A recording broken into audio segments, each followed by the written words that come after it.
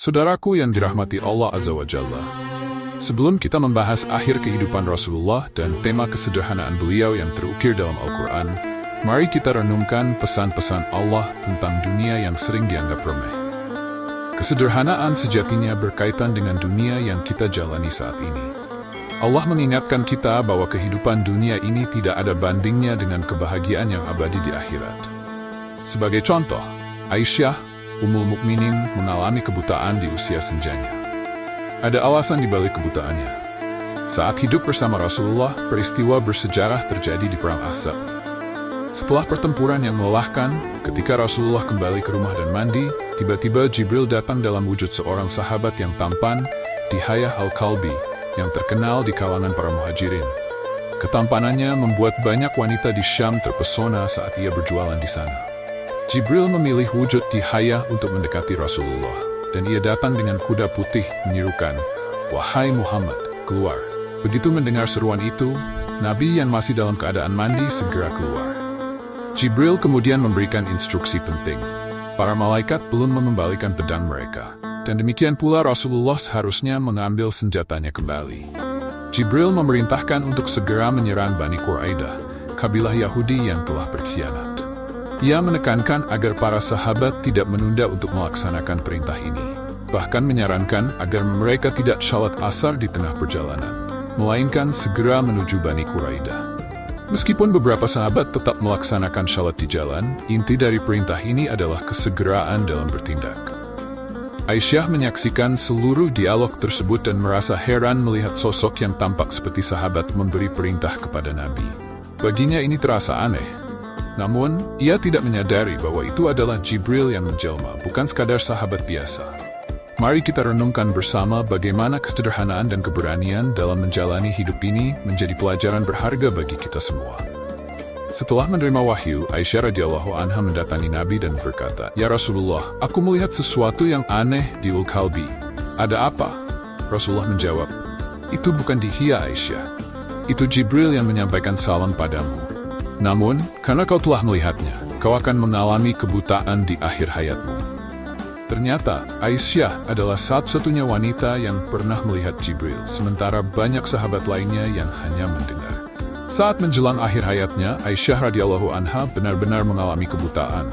Meski begitu, ia tetap aktif beramal. Setiap kali menemukan barang di rumahnya, ia akan memanggil pembantunya, "Cari barang ini dan sedekahkan kepada si fulan." Ia melakukannya hingga semua barangnya habis. Hingga pembantunya bertanya, "Apa lagi yang bisa kita sedekahkan, wahai Ummul Mukminin?" Aisyah pun mengingatkan mereka tentang firman Allah, "Orang-orang kafir lebih memilih kehidupan dunia, pada akhirat lebih baik dan kekal." Ini menunjukkan pilihan Aisyah untuk mengutamakan kehidupan akhirat daripada dunia yang sementara. Seperti kita, Nabi Muhammad SAW juga manusia. Ketika kaum musyrik datang meminta hal-hal yang mustahil, Nabi hanya diam. Kemudian Allah menurunkan ayat, "Katakan, sesungguhnya aku adalah manusia seperti kalian, tetapi aku menerima wahyu." Ini menunjukkan bahwa kehidupan Nabi, dengan segala liku-likunya adalah cerminan dari pengalaman kita semua. Aisyah mengisahkan, ketika mereka hijrah ke Madinah, Nabi tidak pernah kenyang hingga akhir hidupnya, kecuali saat menjamu tamu. Dalam sebuah riwayat, Aisyah menyatakan bahwa Nabi tidak pernah merasakan kenyang dari roti gandum kecuali saat menerima tamu. Bahkan selama 3 bulan berturut-turut, mereka tidak pernah melihat hilal, menunjukkan betapa beratnya ujian yang dihadapi Nabi dan keluarganya. Kisah Aisyah dan Nabi mengingatkan kita akan kesederhanaan dan keutamaan mengutamakan kehidupan akhirat, meskipun dihadapkan pada berbagai tantangan. Di dapur kami, kompor Aisyah tak pernah menyala. Dulu kompor itu mati karena tidak ada yang dimasak. Sekarang jika tidak menyala, itu karena situasi yang berbeda. Kehidupan Rasulullah dan kehidupan sekarang jelas sangat berbeda, dan kita harus menyadari perubahannya. Pada zaman Rasul, hidup sangat sederhana, dan beliau berbagi dengan para sahabat di Ashabus Suffah, yang jumlahnya bisa mencapai 90 hingga 100 orang. Makanan mereka seringkali berasal dari istri-istri Nabi. Meski demikian, tidak ada satupun dari istri-istri beliau yang pernah mengeluh, sebuah hal yang sangat mengagumkan.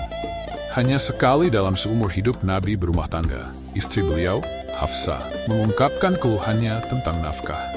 Ini menunjukkan bahwa istri-istri Nabi, meski ingin tambahan belanja, memahami kesederhanaan hidup yang dijalani. Bahkan ketika mereka mengajukan permohonan tersebut, Nabi tidak langsung memenuhi, dan sebagai respons, beliau menjauh dari istri-istrinya selama hampir sebulan. Umar ibn Khattab, yang khawatir akan nasib Hafsah, mendatangi Nabi untuk memastikan, dan saat melihat keadaan Nabi yang sangat sederhana, hatinya tergerak. Ia mencoba menghibur Nabi dengan membandingkan kehidupan beliau dengan para raja yang hidup mewah. Namun, Nabi menegaskan bahwa dunia ini bukan untuk mereka yang beriman, melainkan untuk orang-orang yang ingkar, dan kenikmatan sebenarnya ada di surga. Rasulullah memilih kesederhanaan, menolak tawaran Rasulullah memilih kesederhanaan, menolak tawaran kemewahan yang bisa saja diberikan kepadanya. Hanya satu kali istri-istri Nabi mengeluh, dan setelah itu mereka menerima keadaan dengan penuh kesabaran. Setiap pagi, Nabi bertanya pada mereka tentang makanan, dan jika tidak ada, beliau dengan bijak berkata, "Jika begitu, saya akan puasa." Ini adalah contoh nyata dari sikap sederhana yang beliau tunjukkan. Nabi juga memperlihatkan betapa beliau tidak mengutamakan barang-barang baru. Ketika gelas pecah, beliau menempel dan menggunakan kembali, berbeda dengan kita yang sering mengganti barang meski belum rusak. Sederhananya, Nabi bahkan sampai tidak bisa dikenali oleh orang asing, karena pakaian dan cara hidupnya yang sama dengan sahabat-sahabatnya. Dalam hal makanan, Nabi mengajarkan bahwa jika kita merasa aman, sehat, dan memiliki cukup makanan untuk hari itu, maka kita telah mendapatkan kenikmatan dunia yang sebenarnya. Siapa yang bangun pagi dengan tenang, tanpa gangguan, pasti merasakan kedamaian. Di pagi itu, ia menikmati makanan yang cukup dari pagi hingga malam. Tubuhnya sehat, tanpa pegal atau sakit. Rasanya seperti memegang dunia di telapak tangan. Hadis Nabi mengajarkan kita tentang kehidupan yang sederhana. Rasul tidak pernah menyimpan kelebihan, selalu memastikan makanan cukup, tetapi tidak berlebihan. Kita seringkali terjebak dalam keinginan akan kemewahan, padahal kesederhanaan yang diajarkan Nabi sangat berharga. Banyak dari kita menginginkan kekayaan tanpa memahami makna kesederhanaan itu sendiri. Nabi, meski berkuasa, hidup sederhana. Ia bahkan memperbaiki sandalnya sendiri dan menjahit pakaian yang robek. Ini menunjukkan teladan yang luar biasa, kesederhanaan dalam hidup. Kehidupan Nabi yang sederhana mengingatkan kita bahwa saat kita meninggal, kita tidak membawa harta berlebihan, sehingga tanggung jawab di hadapan Allah juga lebih ringan. Dalam mencari rezeki, ada yang halal, haram, dan tidak jelas. Yang penting adalah bagaimana kita membelanjakannya. Sebuah ajaran penting bahwa harta yang halal, jika digunakan untuk kebaikan, akan mendatangkan berkah. Kesederhanaan dan keyakinan pada takdir membuat hidup lebih tenang. Orang yang qanaah puas dengan apa yang ada tidak akan terjebak dalam kejahatan. Ketenangan dan kebahagiaan sejati lahir dari hidup yang sederhana, jauh dari keinginan berlebih yang bisa membawa pada tindakan salah. Saat Nabi wafat, beliau meninggalkan warisan kesederhanaan dan keikhlasan. Di akhir perjalanan hidupnya, Allah menegaskan bahwa agama dan nikmatnya telah sempurna. Kesedihan sahabat Nabi seperti Abu Bakar menunjukkan betapa berarti ajaran ini bagi umat manusia. Dengan memahami dan menerapkan kesederhanaan ini, kita dapat menjalani hidup yang lebih bermakna dan damai. Abu Bakar Siddiq radhiyallahu anhu menyadari bahwa ayat tersebut menunjukkan kedekatan wafat Nabi, mengindikasikan bahwa Islam telah sempurna. Dengan sempurnanya ajaran, maka tugas Rasul pun telah selesai. Pemahaman ini membuat Abu Bakar menangis, karena banyak sahabat yang tidak menyadarinya. Setelah Nabi Muhammad SAW melaksanakan haji terakhir, beliau wafat tak lama kemudian. 9 hari sebelum wafat, Nabi mengeluh kepada Aisyah radhiyallahu anha tentang racun yang pernah ia konsumsi di perang Khaybar. Pada perang tersebut, seorang wanita Yahudi bernama Zainab bintul Harith meracuni makanan yang disajikan untuk Nabi. Meskipun Nabi sempat menyadari dan menghentikan sahabat-sahabatnya dari makan, satu sahabat yang tetap memakan makanan tersebut meninggal setahun kemudian. Nabi tidak mengambil tindakan langsung terhadap Zainab sampai setelah sahabatnya meninggal, di mana beliau baru memerintahkan untuk menangkap dan menghukumnya. Racun yang dikonsumsi Nabi tidak langsung berpengaruh, namun ia terus merasakan dampaknya seiring bertambahnya usia. 9 hari sebelum wafat, Nabi meminta para sahabat untuk menziarahi kuburan syuhada Uhud dan memberikan salam kepada mereka, menunjukkan penghormatan kepada para pejuang yang telah berkorban demi Islam. Nabi ingin mengajarkan pentingnya mengingat sejarah dan para pahlawan yang telah berjuang agar umat tidak melupakan jasa mereka. Saat kembali dari ziarah, Nabi tiba-tiba menangis dan menjelaskan bahwa ia merindukan teman-temannya, yaitu orang-orang yang tidak pernah melihatnya namun tetap beriman. Ketika sakit, Nabi tidak lagi mampu memimpin salat dan meminta Abu Bakar untuk menggantikannya. Meskipun Aisyah menyarankan Umar, Nabi tetap menginginkan Abu Bakar, menunjukkan bahwa penunjukan ini memiliki makna penting dalam kepemimpinan setelahnya. Akhirnya, perdebatan muncul tentang siapa yang seharusnya menjadi imam. Apakah orang yang memiliki pengetahuan luas dalam Quran atau yang memiliki ketokohan? Namun, Nabi menegaskan bahwa yang jadi imam haruslah orang yang ahli dalam Quran, meskipun dengan berbagai pendapat yang ada. Ini menegaskan bahwa kriteria kepemimpinan dalam umat sangatlah penting dan kompleks. Saudara-saudara, mari kita tegaskan di sini. Ketika kita berbicara tentang salat dan bacaan Al-Quran, ada perbedaan yang jelas. Bacaan dalam salat yang dikenal sebagai qiraah murattalah memiliki keunikan tersendiri, dan saat kita salat, kita harus memastikan bahwa bacaan tersebut benar dan indah.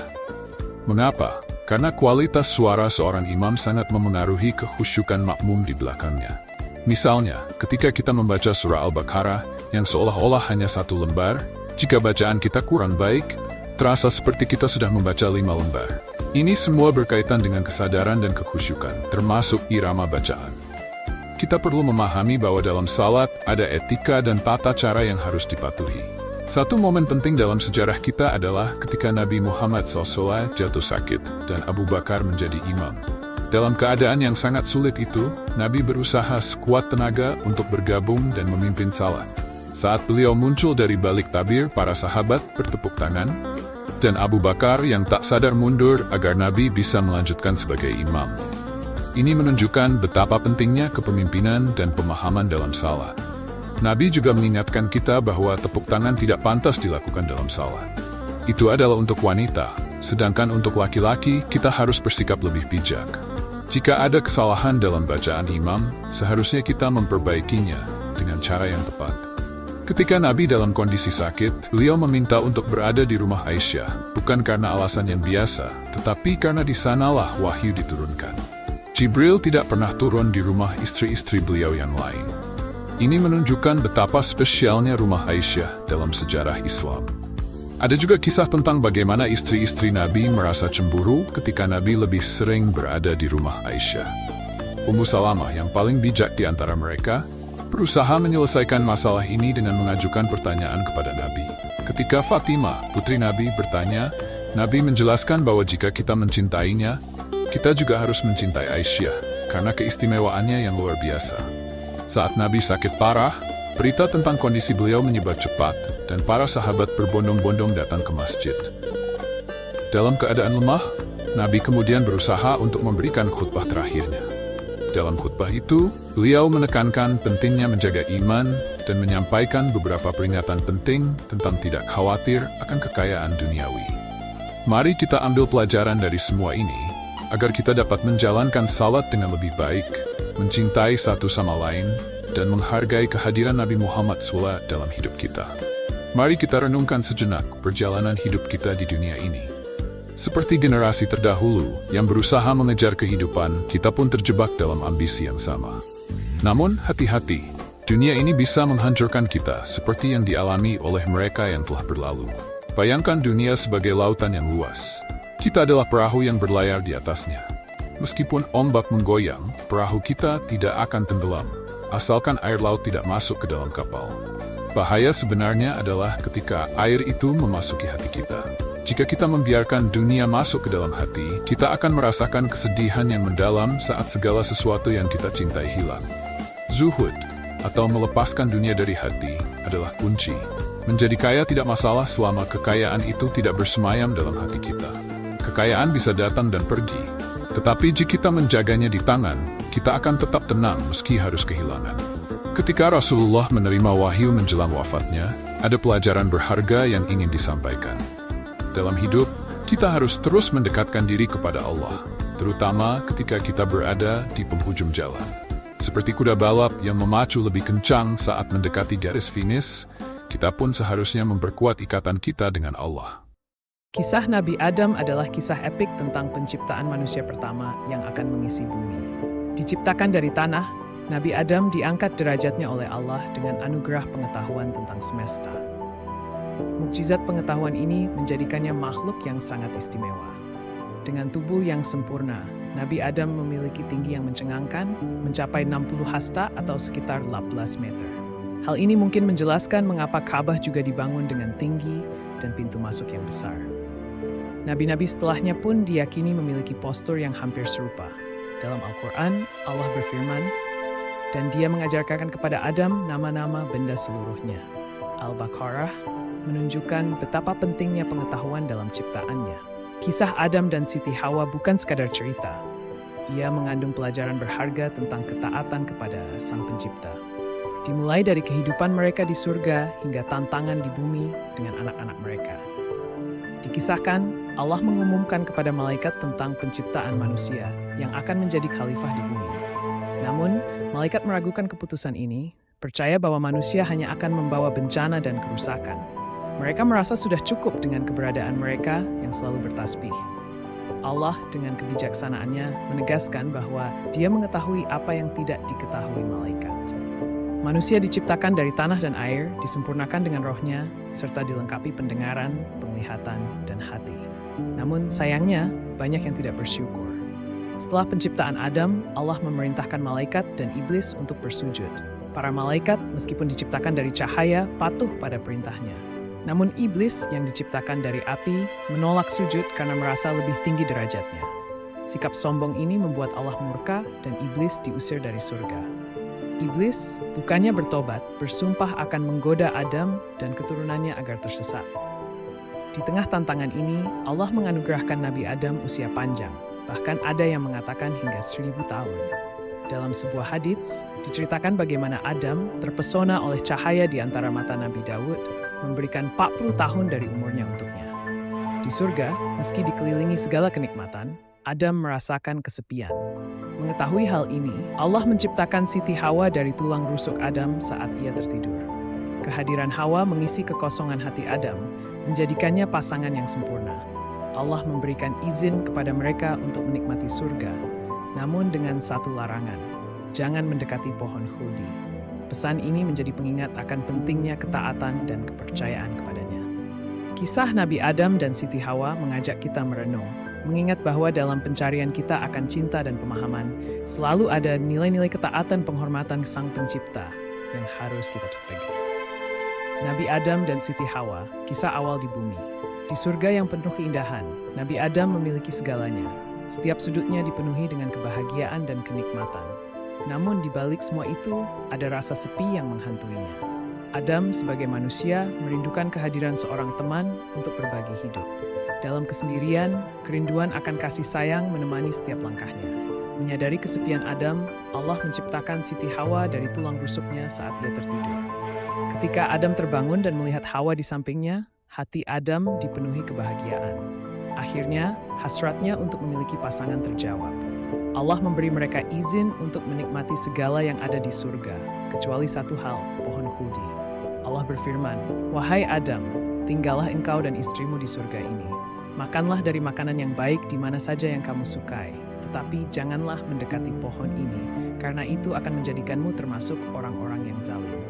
Pohon khuldi bukan sekadar pohon biasa, ia simbol pengetahuan tentang yang baik dan buruk. Di balik larangan itu, Setan melihat peluang untuk menggoda Adam dan Hawa. Dengan bisikan licik, ia menawarkan informasi tentang pohon khuldi yang menjanjikan keabadian. Dalam surat Taha ayat 120, iblis berkata, "Wahai Adam, maukah aku tunjukkan kepadamu pohon keabadian dan kerajaan yang tidak akan binasa?" Iblis tidak hanya menggoda, tetapi juga menanam keraguan dalam diri mereka. Ia menciptakan narasi bahwa Allah tidak ingin Adam dan Hawa meraih kekekalan. Terpikat oleh rayuan setan, keduanya akhirnya melanggar larangan Allah dan memakan buah terlarang tersebut. Begitu buah khuldi menyentuh bibir mereka, segalanya berubah. Adam dan Hawa mendapati diri mereka telanjang dan merasa malu. Rasa sakit dan bingung melanda Adam, yang baru menyadari konsekuensi dari tindakan mereka. Di surga, tempat suci ini, mengapa harus ada kotoran? Allah pun mengingatkan Adam akan larangannya dan sifat jahat setan melalui wahyunya. Dalam ayat Al-A'raf, Allah mengingatkan, "Wahai Adam, apakah kamu lupa akan laranganku?" Dengan penuh penyesalan, Adam dan Hawa memohon ampun. Hawa pun digoda oleh iblis dalam wujud ular. Namun, siapa yang lebih dahulu memakan buah terlarang tak dijelaskan. Beberapa berpendapat bahwa pohon khuldi adalah pohon apel, simbol dari sifat dasar manusia yang penuh nafsu dan ketidakpuasan. Buah khuldi membawa pengaruh besar, membangkitkan hasrat dan melupakan diri. Allah melarang mereka untuk melindungi kesucian jiwa. Setiap ujian di dunia ini adalah bagian dari takdir yang telah ditentukan, termasuk yang dialami Adam dan Hawa. Mereka pada akhirnya ditakdirkan untuk turun ke bumi sebagai pemimpin, bukan sebagai penghuni surga. Dengan penyesalan, Allah memerintahkan mereka untuk turun. Turunlah kalian dari surga menuju bumi. Kalian akan saling menjadi musuh dan memiliki tempat tinggal di bumi hingga waktu yang ditentukan. Adam diturunkan di puncak Bukit Sri Pada di Sri Lanka, sementara Hawa di tanah Arab. Terpisah oleh jarak, keduanya merasa bingung dan sedih, namun tetap yakin bahwa suatu saat mereka akan bertemu kembali.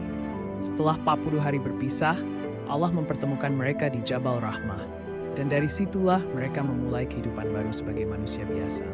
Di bumi, Adam dan Hawa harus menghadapi konsekuensi dari ketidaktaatan mereka. Adam harus bekerja keras untuk memenuhi kebutuhan hidup, sementara Hawa harus merasakan sakit saat melahirkan. Ular yang menggoda mereka pun dihukum untuk merayap dengan perutnya.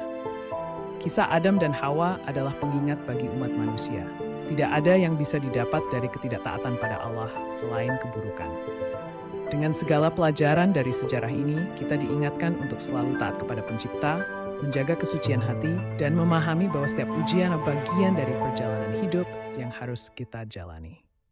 Kisah menarik Nabi Adam dan Siti Hawa, pelajaran hidup yang berharga. Sebagai nabi dan manusia pertama yang diciptakan oleh Allah, Nabi Adam alaihissalam memiliki kisah dakwah yang kaya dan penuh pelajaran. Peristiwa turun ke bumi. Cerita menarik dimulai ketika Nabi Adam dan Siti Hawa diturunkan ke bumi. Mereka tiba dengan hanya menggunakan dedaunan untuk menutupi tubuh mereka. Namun ketika berada di bumi, dedaunan itu kering dan rontok. Konon, segala wewangian yang tercium di Hindia berasal dari daun-daun yang mereka bawa. Setelah bertemu, Adam dan Hawa menjalani kehidupan sebagai manusia biasa. Allah memberikan mereka 8 pasang lembu, 2 pasang kambing, dan 2 pasang domba. Dengan bimbingan Allah, mereka belajar memerah susu hewan-hewan itu untuk diminum. Adam juga diperintahkan untuk menggunakan bulu-bulu hewan sebagai pakaian. Namun, meskipun dikelilingi nikmat, Adam dan Hawa merasakan kehilangan dan air mata mereka menetes ke bumi.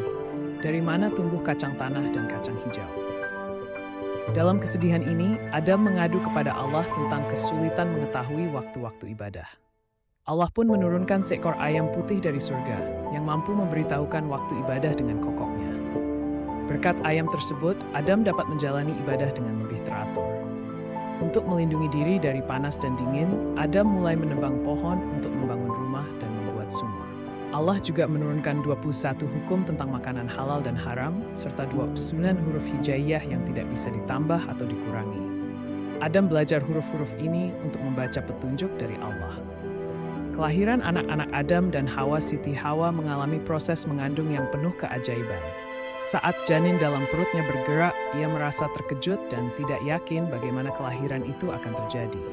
Saat waktu melahirkan tiba, Hawa merasakan sakit yang luar biasa dan melahirkan sepasang anak kembar, Habil dan Layutsa. Anak kedua yang dilahirkan adalah Kabil dan Iklima. Menariknya, setiap kali Hawa melahirkan, selalu sepasang anak laki-laki dan perempuan. Diceritakan bahwa ia mengandung hingga 20 kali dan melahirkan hingga 200 anak, semuanya kembar, kecuali Syeds yang memiliki cahaya istimewa di keningnya. Ketika keturunan Adam berkembang pesat, muncul pertikaian di antara mereka. Allah pun memberinya tongkat dari surga untuk mendidik anak cucu yang membangkang. Kisah Habil dan Kabil, pelajaran tragis. Kisah anak kembar Adam yang pertama, Habil dan Layutsa, serta Kabil dan Iklima, penuh dengan intrik. Habil dikenal karena hatinya yang ikhlas, sedangkan Kabil meski sombong, tertarik pada Iklima karena kecantikannya. Allah memerintahkan mereka untuk berkurban, dan kurban yang diterima akan menentukan siapa yang berhak menikahi Iklima. Kabil sebagai petani mengorbankan gandum yang buruk, sementara Habil sebagai peternak mempersembahkan kambing muda yang gemuk. Allah kemudian menerima kurban Habil dan menolak Kabil, membuatnya marah. Dalam kemarahannya, Kabil dipengaruhi oleh setan untuk memukul Habil. Tanpa perlawanan, Habil terbunuh oleh saudara kembarnya. Merasa bingung dan ketakutan, Kabil berusaha menyembunyikan tubuh Habil, tetapi semua usahanya gagal. Saat dalam kebingungan, Kabil melihat burung gagak yang menunjukkan cara mengubur. Mengikuti teladan burung itu, ia akhirnya menguburkan Habil. Peristiwa ini menciptakan sejarah sebagai pembunuhan pertama di bumi. Kisah Habil dan Kabil membawa pelajaran berharga tentang ketaatan kepada Allah, serta pentingnya rasa tanggung jawab dan pengendalian diri. Ini mengingatkan kita akan kebesaran Allah yang selalu siap memberikan petunjuk bagi hamba-Nya yang memohon pertolongan. Allah mengutus para nabi dan rasul untuk menyeru manusia dalam ketaatan kepadanya. Selain itu, para nabi dan rasul juga diutus untuk menjadi teladan bagi umat manusia. Salah satu nabi yang dapat menjadi panutan perihal kesabaran saat menghadapi ujian adalah Nabi Ayub. Bagaimanakah kisahnya? Simak videonya. Tapi sebelum menonton, jangan lupa like, subscribe, comment, dan share. Yang subscribe, semoga dilancarkan rezekinya, dimudahkan urusannya, dan keluarganya selalu dilindungi Allah Subhanahu wa Ta'ala. Amin ya Rabbal Alamin. Nabi Ayub alaihissalam hidup pada tahun 1420. Sebelum ujian kesabaran menimpanya, Nabi Ayub diberikan limpahan karunia nikmat oleh Allah. Beliau dikaruniai badan sehat dengan wajah yang rupawan. Beliau juga diberi anugerah berupa anak-anak keturunan yang baik dan seorang istri yang setia. Menurut pendapat ulama yang paling populer, nama istri Nabi Ayub adalah Rahma binti Afraim bin Yusuf bin Yakub. Di sisi materi, Allah pun memberikan harta yang melimpah sehingga Nabi Ayub menjadi seorang yang kaya raya. Tak hanya berupa uang, harta tersebut juga mewujud dalam bentuk tanah dan bangunan yang luas di daerah Batsniyah, salah satu wilayah dari negeri Huran. Beliau juga memiliki bermacam binatang ternak dalam jumlah yang sangat banyak hingga tak ada orang yang bisa menandinginya. Binatang ternak tersebut berupa unta, sapi, kuda, keledai, dan kambing. Dengan banyaknya nikmat yang telah Allah berikan, Nabi Ayub pun rajin bersyukur. Beliau menjadi seorang hamba yang bertakwa dan menyayangi sesama. Nabi Ayub rajin menyantuni anak yatim, janda, duafa, dan orang yang sedang dalam perjalanan tapi tak punya uang untuk melanjutkan, serta memberi makan orang miskin. 1540 sebelum Masehi. Beliau berasal dari Romawi. Beliau diutus Allah untuk menyeru kaumnya, yaitu masyarakat di daerah Huran atau sekitar Yordania dan Syria, agar menyembah Allah. Sosok penyabar dan penuh rasa syukur Nabi Ayub alaihissalam, mempunyai keturunan dan rezeki yang melimpah. Ia selalu bersyukur dan tekun beribadah. Hal itu membuat iblis iri. Ia meminta izin kepada Allah Subhanahu wa Ta'ala untuk menggoda keimanan Nabi Ayub alaihissalam. Apa yang akan dilakukan iblis kepada Nabi Ayub alaihissalam? Apakah iblis berhasil menggoda keimanannya? Nama Ayub alaihissalam disebutkan Allah bersama para nabi lainnya pada Al-Quran. Surah An-Nisa ayat 163. Sesungguhnya kami telah memberikan wahyu kepadamu, sebagaimana kami telah memberikan wahyu kepada Nuh dan nabi-nabi yang kemudiannya. Dan kami telah memberikan wahyu pula kepada Ibrahim, Ismail, Ishak, Yakub, dan anak cucunya, Isa, Ayub, Yunus, Harun, dan Sulaiman. Dan kami berikan Zabur kepada Daud. Kemudian Allah menceritakan tentang ujian yang diberikan kepada Ayub dan bagaimana beliau bersabar menghadapinya. Sebagaimana firman Allah dalam surah Sad ayat 41-44. Dan ingatlah akan hamba kami Ayub ketika dia menyeru Tuhannya, sesungguhnya aku diganggu setan dengan penderitaan dan bencana. Allah berfirman, hentakkanlah kakimu, inilah air sejuk untuk mandi dan untuk minum. Dan kami anugerahi dia dengan mengumpulkan kembali keluarganya, dan kami lipat gandakan jumlah mereka sebagai rahmat dari kami dan pelajaran bagi orang-orang yang berpikiran sehat. Dan ambillah seikat rumput dengan tanganmu, lalu pukullah dengan itu dan janganlah engkau melanggar sumpah. Sesungguhnya kami dapati dia Ayub seorang yang sabar. Dialah sebaik-baik hamba, sungguh dia sangat taat kepada Allah. Allah memberi ujian kepada Nabi Ayub dengan mengambil kembali seluruh nikmat berlimpah yang dia berikan kepada beliau. Pertama, Allah timpakan kepada Ayub alaihissalam penyakit kulit di sekujur tubuhnya. Bahkan Ibnu Katsir menafsirkan, tidak ada satu pori-pori pun dari tubuh Nabi Ayub yang selamat dari penyakit juzam atau kusta itu. Dengan itu, Allah mengangkat nikmat paras beliau yang rupawan. Badannya yang semula sehat, segar, dan bugar, Allah angkat dengan menimpakan tubuh yang sangat lemah karena penyakit itu. Saking lemahnya dikisahkan Nabi Ayub sampai tidak sanggup berjalan sendiri untuk buang hajat ke kamar mandi, sehingga istri beliau harus menemani. Putra-putri beliau pun Allah ambil, semuanya meninggal dunia. Tak sampai di situ, harta Nabi Ayub yang berlimpah dan tak ada yang menandingi jumlahnya juga Allah tarik kembali. Nabi Ayub pun jatuh miskin.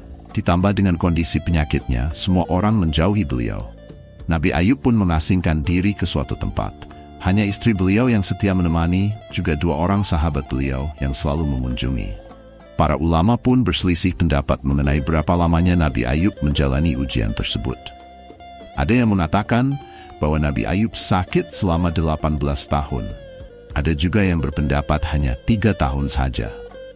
Sebagian ulama ada pula yang menyebutkan bahwa Ayub alaihissalam ditimpa musibah tersebut selama 7 tahun, 7 bulan, 7 hari.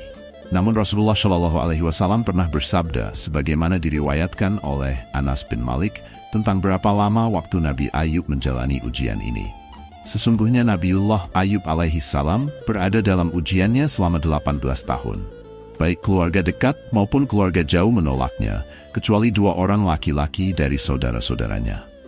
Kedua saudara itulah yang selalu memberinya makan dan menemuinya. Istri Nabi Ayub pun sangat kasihan melihat kondisi suaminya itu.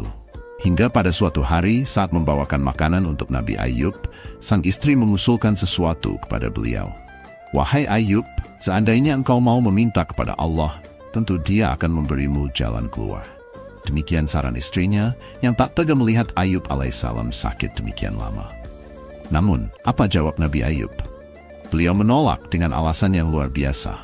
Jawaban inilah yang menandakan betapa tingginya derajat keimanan Nabi Ayub. Kesabaran tingkat tinggi juga beliau perlihatkan melalui jawaban atas saran istrinya tersebut. "Aku telah diberi kesehatan selama 70 tahun. Sakit ini masih derita sedikit yang Allah timpakan sampai aku bisa bersabar sama seperti mas sehatku, yaitu 70 tahun. Demikian jawaban Nabi Ayub.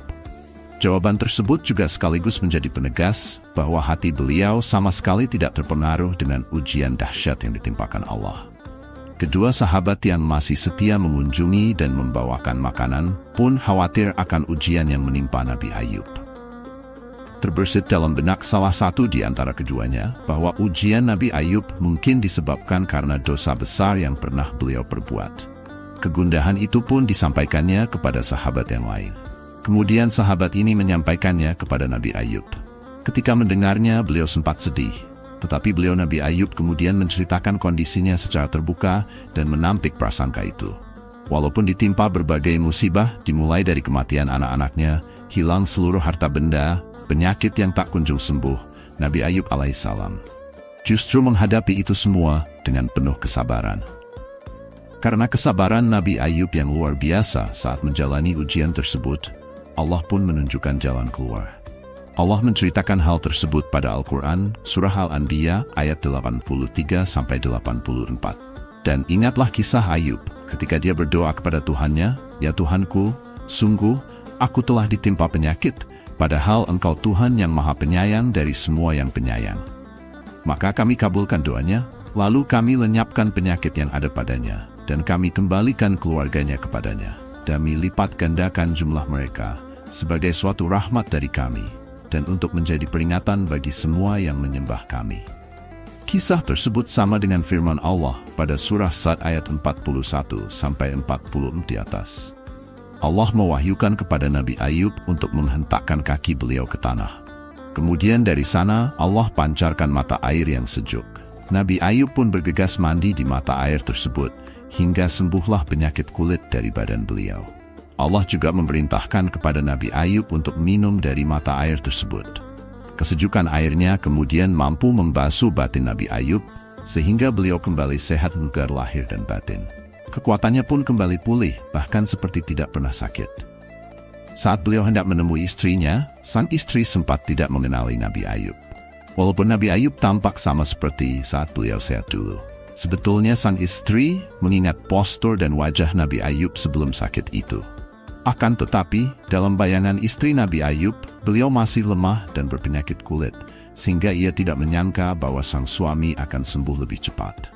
Keduanya pun bersukacita mengucap syukur kepada Allah. Sesuai firman Allah pada surah Al-Anbiya dan surah Sad tersebut di atas, bahwa Dia juga mengembalikan anggota keluarga Nabi Ayub dengan jumlah yang berlipat ganda. Harta Nabi Ayub juga Allah kembalikan lagi sebagai hadiah atas keridhaan beliau menjalani ujian. Dalam beberapa riwayat dikisahkan untuk mengembalikan harta kekayaan Nabi Ayub, Allah mengirimkan 2 awan. Satu awan menaungi gundukan gandum, sedangkan awan lainnya menaungi gundukan jewawut. Awan yang menaungi gundukan gandum tersebut mengeluarkan hujan emas, sementara awan yang menaungi jewawut mengeluarkan perak. Dengan demikian, harta Nabi Ayub pun kembali melimpah. Dalam versi yang lain, dikisahkan Nabi Ayub memiliki 2 peti. Satu peti tempat menyimpan gandum dan satu lagi tempat menyimpan jewawut. Allah mengirimkan kedua awan untuk menghujani peti gandum dengan emas hingga luber. Awan yang satu lagi mengguyurkan perak ke peti jewawut hingga meluap pula. Tak sampai di situ, Allah juga mengembalikan kekayaan Nabi Ayub dengan cara yang lain. Dalam hadis riwayat Bukhari dan Nasai dari Abu Hurairah, Rasulullah bersabda, "Manakala Ayub sedang mandi telanjang, sekelompok belalang dari emas jatuh kepadanya. Maka Ayub memunguti dan menyimpan belalang itu di bajunya. Tuhan memanggilnya, 'Wahai Ayub, bukankah aku telah membuatmu kaya seperti yang kamu lihat?' Ayub menjawab, 'Benar ya Rabbi, akan tetapi aku selalu memerlukan keberkahanmu.'" Dalam surah Sad ayat 44, Allah berfirman, "Dan ambillah seikat rumput dengan tanganmu, lalu pukullah dengan itu, dan janganlah engkau melanggar sumpah. Sesungguhnya kami dapati dia Ayub seorang yang sabar.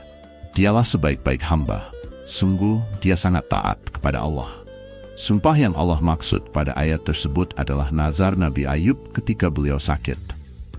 Nabi Ayub sempat mengucapkan nazar untuk memukul istrinya saat itu lantaran sang istri melakukan perbuatan yang tidak berkenan di hati beliau. Ada beberapa versi cerita tentang kesalahan istri Nabi Ayub tersebut. Versi yang pertama, diceritakan bahwa setelah Nabi Ayub jatuh miskin dan sakit-sakitan, sang istri harus bekerja untuk memenuhi kebutuhan mereka berdua. Sang istri pun bekerja di rumah orang lain. Suatu hari, sang istri terlambat pulang ke rumah sehingga Nabi Ayub marah. Akhirnya beliau mengucapkan sumpah tersebut. Versi cerita yang lain, Nabi Ayub marah karena sang istri menjual tali pengekang kuda mereka. Hal tersebut terpaksa dilakukan istri beliau karena tidak memiliki cukup uang untuk membeli makanan. Akhirnya, tali pengekang tersebut dijualnya untuk membeli roti. Setelah sembuh dan sehat kembali, Ayub alaihissalam teringat kembali akan nazar beliau kepada Allah tersebut. Namun beliau tak tega memukul istrinya yang telah sepenuh hati merawat Nabi Ayub saat sakit. Akan tetapi, beliau juga harus menunaikan nazarnya. Akhirnya Allah memberikan solusi yang mudah. Allah mewahyukan kepada Nabi Ayub untuk mengambil seikat batang gandum dan memukulkan ke istrinya 1 kali. Dengan demikian telah tertunaikan nazar Nabi Ayub. Kisah tersebut pun menjadi dasar untuk memberikan hukuman kepada mereka yang berbuat dosa. Menurut pendapat Imam Ahmad, memukul seorang pendosa yang terancam hukuman itu diperbolehkan. Misalnya, memukul seorang pezina dan orang yang menuduh tanpa bukti yang valid. Mereka boleh dipukul seperti cara Nabi Ayub memukul istri beliau. Hal tersebut dilakukan agar si pendosa tidak celaka setelah dipukul. Pada masa Rasulullah SAW, hukuman seperti itu juga pernah dipraktikkan. Beliau pernah memerintahkan kepada para sahabat untuk menghukum seorang laki-laki sakit yang berzina. Rasulullah menyuruh para sahabat untuk memukul si lelaki tadi dengan 1 janjang kurma. Dalam 1 janjang tersebut terdapat 100 cabang. Dengan demikian, 1 pukulan saja sudah melaksanakan hukuman tersebut. Salah satu tujuan Allah mengutus para nabi dan rasul adalah untuk menjadi teladan bagi umat manusia. Demikian pula Nabi Ayub. Kisah beliau syarat hikmah yang dapat menjadi pelajaran berharga bagi kita sebagai berikut. Bersyukur dan bersabar. Seperti telah diceritakan di atas bahwa ketika Allah memberikan limpahan nikmat dan harta kepada beliau, Nabi Ayub rajin mensyukurinya. Beliau rajin beribadah sehingga menjadi insan yang takwa. Beliau juga rajin menyedekahkan harta kepada mereka yang membutuhkannya. Sebaliknya, ketika Allah memberikan ujian kepada beliau, Nabi Ayub pun memiliki kesabaran tingkat tinggi. Meski menderita karena penyakit dan kemiskinannya, Nabi Ayub tak pernah mencela Allah. 2 harta dan anak hanyalah titipan dari kisah Nabi Ayub. Kita belajar bahwa semua harta dan anak-anak yang dikaruniakan Allah hanyalah titipan di dunia. Pemilik sejati dari semua yang kita miliki saat ini hanyalah Allah Subhanahu wa Ta'ala. Sewaktu-waktu Dia bisa mengambilnya kembali. Karena itu kita hendaklah selalu rendah hati. 3. Berprasangka baik kepada Allah. Meski menderita dalam waktu yang tidak singkat, Nabi Ayub senantiasa berprasangka baik kepada Allah. Tingginya keimanan yang beliau miliki membuat Nabi Ayub yakin bahwa semua yang Allah berikan adalah yang terbaik. 4. Selalu menggantungkan diri kepada Allah. Hal ini tercermin dalam kisah yang diceritakan oleh Rasulullah tentang Nabi Ayub yang memunguti belalang emas dan dialognya dengan Allah. Meski telah mendapat jaminan kekayaan dari Allah, tetapi Nabi Ayub masih tetap menggantungkan diri beliau pada berkah darinya. 5. Selalu melaksanakan nazar atau sumpah kepada Allah. Seperti yang dikisahkan dalam surah Sad ayat 44 tentang solusi yang mudah bagi Nabi Ayub untuk melaksanakan nazar memukul istrinya. Assalamualaikum warahmatullahi wabarakatuh. Teman-teman, apa kabar semua? Semoga kalian selalu dalam keadaan sehat dan bahagia. Saya sangat senang bisa berbagi waktu bersama kalian di video kali ini.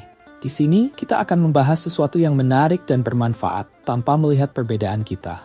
Karena pada akhirnya, kita semua ingin hidup lebih baik, saling memahami, dan menghormati satu sama lain, bukan? Jadi, mari kita simak bersama, dan semoga apa yang kita bahas kali ini bisa memberikan wawasan dan inspirasi untuk kita semua. Pada video kali ini, saya akan membahas tentang kisah Nabi Hud alaihissalam. Namun sebelum saya membahas tentang kisahnya, jangan lupa di like, subscribe, komen, dan share. Yang subscribe saya doakan semoga dilancarkan rezekinya, dimudahkan urusannya, dipanjangkan umurnya, dan keluarganya selalu dilindungi Allah Subhanahu wa Ta'ala. Amin ya Rabbal Alamin. Kisah Nabi Hud, mukjizat Nabi Hud, sejarah dan perjalanan dakwah. Beriman kepada Nabi dan Rasul merupakan rukun iman keempat bagi umat Muslim.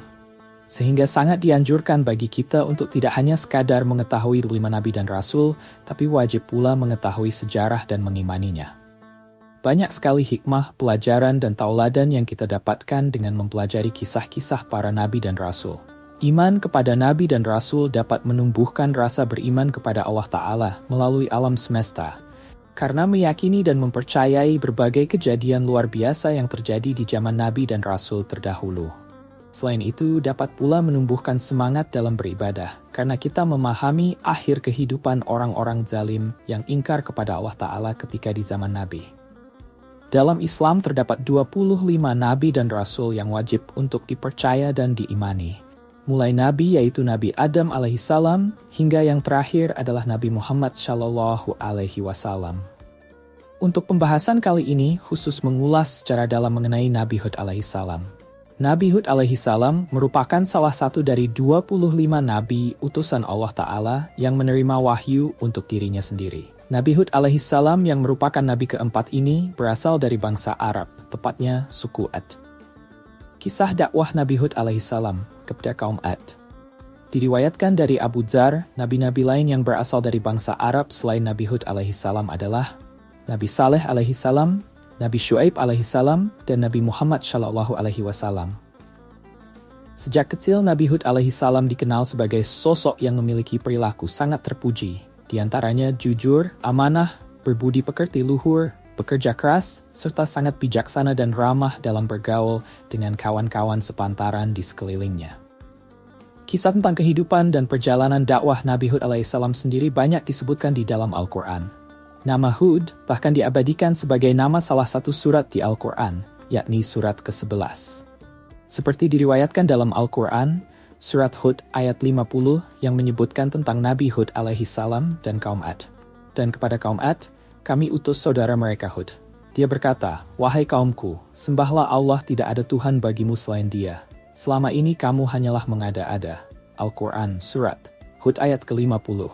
Wahai kaumku, aku tidak meminta imbalan kepadamu atas seruanku ini. Imbalanku hanyalah dari Allah yang telah menciptakanku. Tidakkah kamu mengerti? Al-Quran Surat Hud ayat ke-51. Semasa hidupnya Nabi Hud alaihissalam menempati sebuah daerah yang disebut dengan Al-Ahqaf, tepatnya di sebelah utara Hadramaut, berada di antara Yaman dan Oman. Hadramaut adalah sebuah daerah yang sangat indah karena memiliki tanah yang subur. Banyak hasil pertanian yang tumbuh dengan baik dari tanah subur Hadramaut. Selain diyakini sebagai tanah kelahiran Nabi Hud alaihissalam, Hadramaut juga diyakini sebagai daerah di mana Nabi Saleh alaihissalam dilahirkan. Bukan hanya menyimpan fakta sebagai tanah kelahiran Nabi Hud alaihissalam dan Nabi Saleh alaihissalam, tetapi Hadramaut juga menyimpan keistimewaan lain, yaitu terdapat bangunan suci umat Islam yang disebut dengan Qabr Makam Hud. Di dekat Qabr Hud terdapat sebuah masjid yang selalu ramai dikunjungi peziarah, terutama pada tanggal 11 Syaban. Sejarah Nabi Hud alaihissalam sangat erat kaitannya dengan kaum Ad, yaitu kaum yang hidup di zaman Nabi Hud alaihissalam dan merupakan kaum tertua setelah dibinasakannya kaum yang zolim kepada Nabi Nuh alaihissalam. Diriwayatkan Nabi Hud alaihissalam adalah cucu dari Nabi Nuh alaihissalam, atau bisa disebut juga merupakan keturunan dari Sam bin Nuh kaum Ad. Kaum Ad yang hidup di zaman Nabi Hud alaihissalam dikenal sebagai kaum yang hidup dengan amat nyaman dan sejahtera. Kehidupan mereka makmur karena dilimpahi dengan ladang pertanian yang terhampar subur dan hijau, hewan ternak yang sehat dan banyak, serta aliran air yang melimpah dan segar. Selain itu, perawakan tubuh kaum Ad juga diketahui besar dan kuat, sehingga sangat menguntungkan mereka dalam bekerja sehari-harinya. Namun kenikmatan dan berbagai berkah yang dilimpahkan kepada kaum Ad tidak serta-merta membuat mereka bersyukur dan menyembah Allah Ta'ala. Kaum Ad tidak mengenal Allah Ta'ala sebagai Tuhan mereka, sama seperti yang dilakukan oleh kaum sebelum mereka, kaum Nabi Nuh. Mereka menyembah patung buatan mereka sendiri dan diberi nama dengan Syamud dan Al-Hattar. Target utama dari dakwah yang dilakukan oleh Nabi Hud alaihissalam adalah kaum Ad yang bermukim di sekitar tempat tinggal Nabi Hud alaihissalam, yaitu di Al-Ahqaf. Tugas Nabi Hud alaihissalam untuk menyerukan ajaran agar menyembah Allah Ta'ala dan menghindari perbuatan musyrik. Kaum Ad dikenal menyembah patung berhala yang mereka buat sendiri.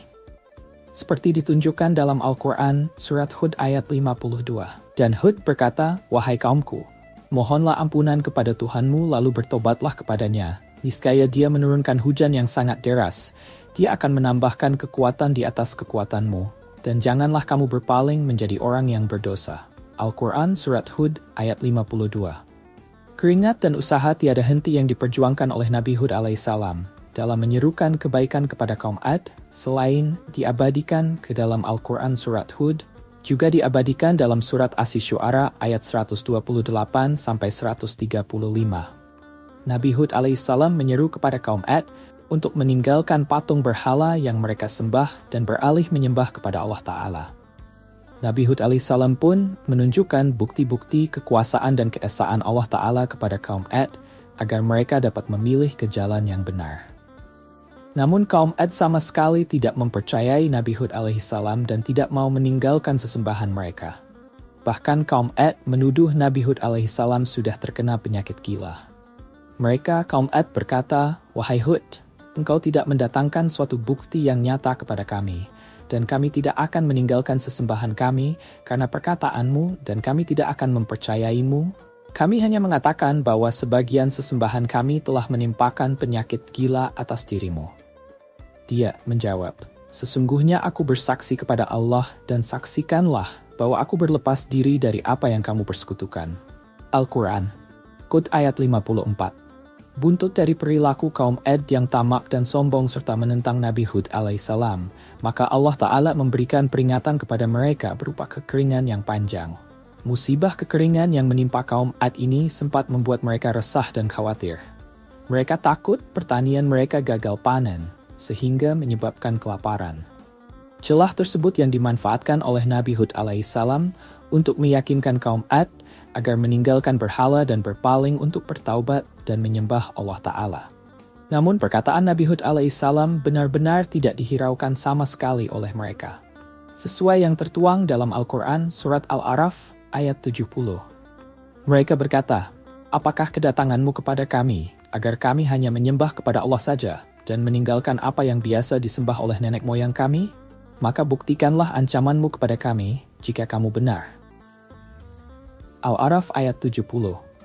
Akibat dari keras kepalanya kaum Ad yang terus-menerus menentang Nabi Hud alaihissalam dan menyekutukan Allah Ta'ala, maka selanjutnya Allah menunjukkan kuasanya dengan mendatangkan gumpalan awan hitam nan pekat. Para kaum Ad berseru gembira karena mengira awan tersebut adalah pertanda datangnya hujan yang akan menyelamatkan ladang dan pertanian mereka dari kekeringan. Namun di tengah sorak-sorai kaum Ad yang berbahagia atas kedatangan awan tersebut, Nabi Hud alaihissalam memberi peringatan bahwa awan hitam yang datang bukanlah pertanda baik akan turunnya hujan, melainkan pertanda buruk akan datangnya azab dari Allah Ta'ala kepada kaum Ad karena telah menyekutukan Allah Ta'ala. Tetapi sekali lagi peringatan yang disampaikan oleh Nabi Hud alaihissalam tidak dihiraukan oleh mereka. Kaum Ad tetap tidak mau mempercayai segala perkataan dan meminta bukti atas peringatan Nabi Hud alaihissalam. Hingga akhirnya Allah Ta'ala sebagai sang kuasa benar-benar menjatuhkan azab kepada kaum Ad dengan datangnya angin topan secara dahsyat. Angin topan tersebut langsung merobohkan dan menyapu apa saja yang ada seperti rumah, bangunan, berhala, ladang, hewan ternak, dan berbagai harta benda lainnya milik kaum Ad. Angin topan kencang tersebut akhirnya mampu membinasakan kaum Ad beserta berhala-berhala yang mereka sembah. Saking dahsyatnya, diriwayatkan bahwa angin yang berlangsung selama 8 hari 7 malam tersebut telah menghancurkan segalanya seperti serbuk. Kisah tentang angin topan yang menimpa kaum Ad diceritakan dalam surat Al-Haqqah ayat 6-8. Sedangkan kaum Ad, mereka telah dibinasakan dengan angin topan yang sangat dingin. Allah menimpakan angin itu kepada mereka selama 7 malam 8 hari terus-menerus, maka kamu melihat kaum Ad pada waktu itu mati bergelimpangan seperti batang-batang pohon kurma yang telah kosong lapuk. Maka adakah kamu melihat seorang pun yang masih tersisa di antara mereka? Al-Quran Surat Al-Haqqah ayat 6-8. Lalu ketika terjadi bencana angin topan dahsyat yang menimpa kaum Ad, apakah yang terjadi kepada Nabi Hud alaihissalam dan para pengikutnya? Tentu saja mereka diselamatkan oleh Allah Ta'ala. Nabi Hud alaihissalam dan para pengikutnya tak berdiam di rumah tanpa merasakan sedikit pun bahaya dari angin topan tersebut. Setelah kejadian yang menimpa kaum Ad, akhirnya Nabi Hud alaihissalam dan para pengikutnya berpindah ke daerah Hadramaut untuk menetap di sana hingga beliau menghembuskan nafas terakhirnya. Bagi kalian yang belum familiar dengan istilah mukjizat, mukjizat adalah suatu peristiwa, kejadian, ataupun kemampuan luar biasa yang dimiliki atau terjadi pada diri Nabi dan Rasul. Mukjizat diturunkan dan diberikan secara langsung oleh Allah Ta'ala kepada Nabi dan Rasul untuk membuktikan bahwa mereka adalah orang istimewa yang terpilih dalam mengemban dakwah kepada sesamanya. Mukjizat tidak akan dapat ditiru oleh siapapun, sehingga ia berbeda dengan sihir. Sihir dapat dipelajari dan dapat dilawan, sedangkan mukjizat tidak. Berikut dijelaskan mengenai 3 mukjizat yang dianugerahkan oleh Allah Ta'ala kepada Nabi Hud alaihissalam guna membantu beliau dalam menjalankan dakwah kepada kaum Ad. Atas seizin Allah Ta'ala, Nabi Hud alaihissalam mampu menurunkan hujan, di mana kala itu kaum Ad sedang dilanda musibah kekeringan hebat hingga membuat ladang, pertanian, dan hewan ternak mati karena tidak ada sumber air. Nabi Hud alaihissalam dikarunia oleh Allah Ta'ala umur yang panjang, yaitu hingga mencapai 130 tahun. Nabi Hud alaihissalam dan para pengikutnya dapat selamat dari bencana angin topan dahsyat. Kisah perjalanan Nabi Hud alaihissalam dalam berdakwah tercantum dan diabadikan dalam beberapa surat di Al-Quran, di antaranya Surat Hud ayat 50 hingga ayat 54. Dan kepada kaum Ad kami utus saudara mereka Hud. Dia berkata, "Wahai kaumku, sembahlah Allah, tidak ada Tuhan bagimu selain Dia. Selama ini kamu hanyalah mengada-ada." Al-Quran Surat Hud ayat 50. Wahai kaumku, aku tidak meminta imbalan kepadamu atas seruanku ini. Imbalanku hanyalah dari Allah yang telah menciptakanku. Tidakkah kamu mengerti? Al-Quran Hud ayat 51. Dan Hud berkata, "Wahai kaumku, mohonlah ampunan kepada Tuhanmu, lalu bertobatlah kepadanya. Niscaya Dia menurunkan hujan yang sangat deras. Dia akan menambahkan kekuatan di atas kekuatanmu, dan janganlah kamu berpaling menjadi orang yang berdosa." Al-Quran Surat Hud ayat 52. Mereka kaum Ad berkata, "Wahai Hud, engkau tidak mendatangkan suatu bukti yang nyata kepada kami, dan kami tidak akan meninggalkan sesembahan kami karena perkataanmu dan kami tidak akan mempercayaimu." Al-Quran Surat Hud ayat 53. Kami hanya mengatakan bahwa sebagian sesembahan kami telah penyakit gila atas dirimu. Dia Hud menjawab, "Sesungguhnya aku bersaksi kepada Allah dan saksikanlah bahwa aku berlepas diri dari apa yang kamu persekutukan." Quran Surat Hud ayat 54. Surat Al-Muminun ayat 31 hingga ayat 41. Kemudian setelah mereka kami ciptakan umat yang lain, kaum Ad. Al-Quran. Al-Muminun ayat 31. Lalu kami utus kepada mereka seorang rasul dari kalangan mereka sendiri yang berkata, sembahlah Allah. Tidak ada Tuhan yang berhak disembah bagimu selain Dia. Maka mengapa kamu tidak bertakwa kepadanya? Al-Quran. Al-Muminun ayat 32. Dan berkatalah para pemuka orang kafir dari kaumnya dan yang mendustakan pertemuan hari akhirat, serta mereka yang telah kami beri kemewahan dan kesenangan dalam kehidupan di dunia. Orang. Ini tidak lain sekian kisah perjalanan Nabi Hud alaihissalam. Mohon maaf bila video ini masih banyak kekurangannya. Karena saya hanyalah manusia biasa yang tak luput dari salah dan hilaf.